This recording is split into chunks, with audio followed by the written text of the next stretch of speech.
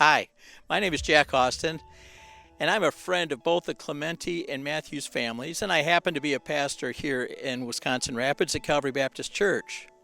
I've known both of these couples for a number of years. In fact, I've known them since before they were even couples. And I've got to tell you this, God has placed within them a heart for a unique gospel-centered ministry in Boston, Massachusetts. Now, when you hear Boston, undoubtedly things come into your mind. It may be history lessons from when you were in school, or maybe being a sports-minded person, you think of the Celtics, or perhaps the Red Sox. Some of you might even think of the Boston Marathon. But if you ask Jordan and Tony, they would say Boston is a place where the gospel needs to be shared with nearly 700,000 people that live there. Pew Research Center provides data that says Tony and Jordan are right. The gospel does need to be shared. There are 33% of people there that claim no religious affiliation of any kind. 29% are Roman Catholic. 10% include all kinds of groups, but Jewish people and Muslims and Hindus and Buddhists and Baha'i. There is a small percentage, 3.2%, that are evangelical. The remaining 25% come from mainline denominations, and it's unclear whether the gospel is shared regularly or even with clarity very often. So the need is real.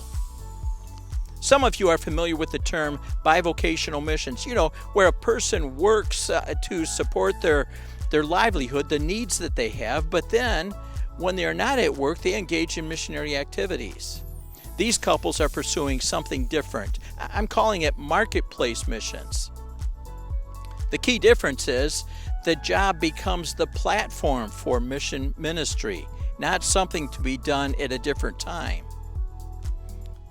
These two couples are part of a church planting effort taking place in Boston. They are working as part of a team, but also then serving in coffee houses where it is their goal to have intentional conversations with people that come in to get their coffee.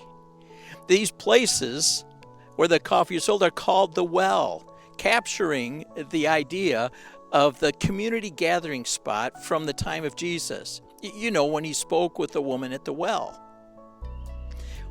In Boston communities, as people come in, they are given an opportunity to talk about the gospel message. It's explained to them God's plan of redemption. And for those who respond to that gospel, they're nurtured by being connected to a church plant that teaches that same gospel message.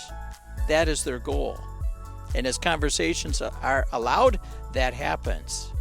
It's important to note that while this is the goal, it is so much bigger than just serving coffee. Don't think for a moment that these couples are going to Boston to simply sell coffee or be baristas.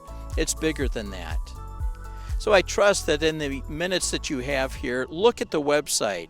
See how God has worked in the hearts of these couples. Get familiar with them and their passion. And who knows, maybe God will touch you to support them in prayer or in giving or possibly both. Thank you for giving me about 3 minutes of your time for this.